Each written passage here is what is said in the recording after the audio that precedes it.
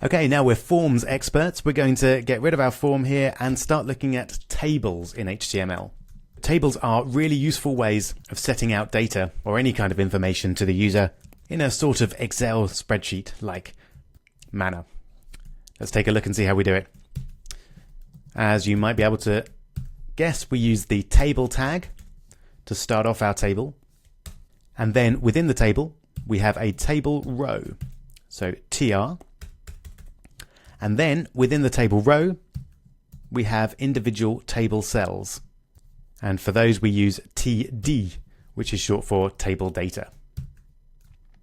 So if, for example, I wanted to put my family's favorite colors here, I might have Rob and then another item of data or cell and then green. And that would then fill the first table row. Let's just have a quick look and see. At the moment, that just looks like Rob and green. Nothing particularly special there. But then we can add another table row in the same way. And then we could have Kirsten and her favorite color, orange. Very cheerful. So now you can see it spreads out everything nicely, so everything's well aligned within the table.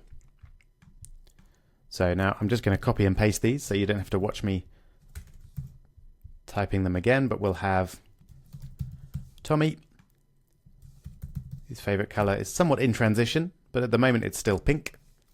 And then Ralphie, who doesn't really know what his favorite color is, but he's been assigned blue. So there we go. That's what our table looks like.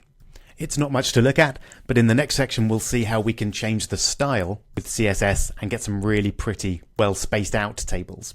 I'll just show you a couple of other things that we can do with tables. The first is we can have a table head section. And then in our table head, we might have a table row again. And then here, instead of having a standard bit of table data, we have a table heading section. So we might have name for the first column, for example, and then favorite color, 2 U's in there, fantastic. And then let's check that out. And you can see that we've got a slightly different styling on the table head cells there. So they're bold and they're centered as well. And we could obviously change that styling if we wanted to. If we didn't like that favorite color goes on for a bit too long, we could add a line break in there. And then it would again align everything nicely horizontally and vertically for us. Finally then, if we're going to have a table head, we should really separate the second part into a table body. Now this doesn't actually change anything in terms of the look, but it makes our code nice and clear as to which bit of the table is which. Now you can see I was individually indenting all of those. With most text editors, you can actually indent a whole chunk of code just by selecting it all and then pressing tab. And that then indents everything really nicely. Excellent. So you're now pretty familiar with HTML tables. In the next video, we'll look at one of the original innovations that led to the web, really the thing that holds it all together, and that is links.